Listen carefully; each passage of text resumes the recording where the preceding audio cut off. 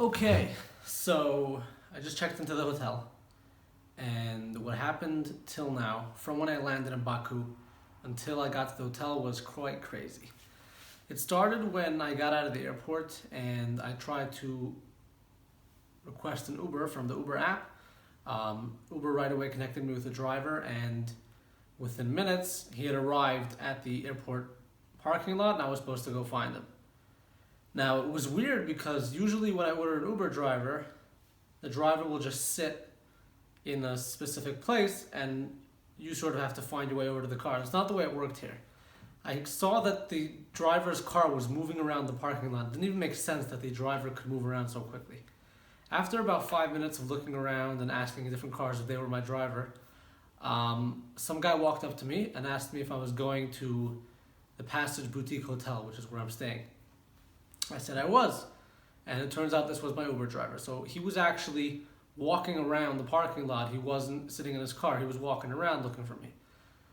So I get into his car, and he asks me to give him some cash. And I said, what for? I'm supposed to be paying with credit card. He says, oh, I need cash to get out of the airport parking lot. I guess he had paid money to sit in the parking lot, so he needed cash for that. I said, I'm sorry, but that's not how this works. I'm going to pay the whatever Uber charges my card, and that's where you'll get your money from. So he said, no, I need cash. He said, just cancel the ride and you'll pay me in cash. I said, okay, how much cash? So he asked for 30 manat. 30 manat is about 18 US dollars, but the Uber app had asked me for 10.9 manat. So that would be probably about $6 or so. So I didn't feel like, obviously, he was trying to scam me. Basically, what he was trying to do is get me to cancel the Uber ride and pay him in cash. So I told him that I would not do that. So then he started asking for less money. He said he asked for 20 manat. I told him I wouldn't do that either. So then he said, just get out of my car. So I took my stuff and left. I ordered another Uber, and this time I couldn't find the driver. I was walking around the parking lot and I just couldn't find the guy. And then I noticed that I was missing my travel pillow.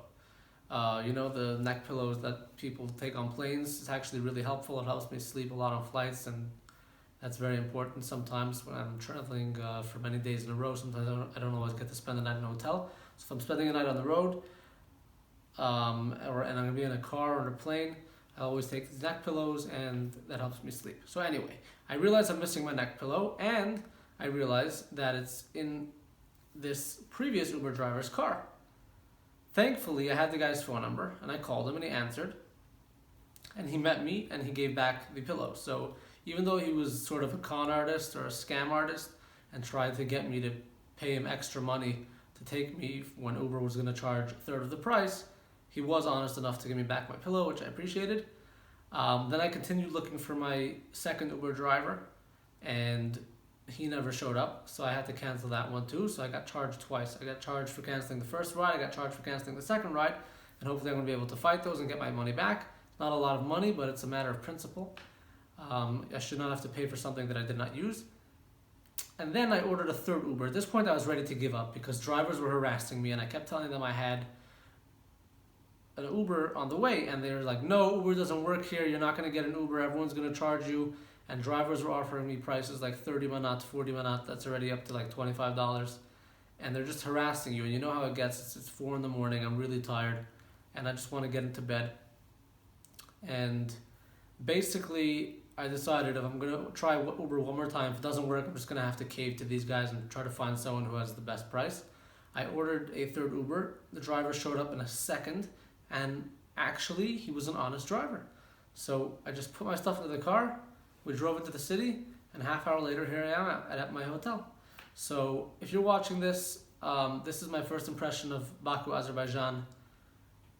I was not pleased with what happened in the beginning. I feel it's very unfair for drivers to be scamming tourists or passengers getting off planes late at night. I feel bad for them. I understand they're doing this because they're probably in dire financial situations, but this is not the way that things should be done. if you're working for Uber, Uber has a pretty good reputation and you have to uphold that reputation. So I'm going to deal with Uber. I'm going to be contacting them to report this driver who was trying to scam me. But I also must say to all the hardworking people at Uber who do their jobs properly and who are honest, we appreciate you, I appreciate you, and keep doing what you're doing. You are what makes the world a better place. That's all. Have a good night.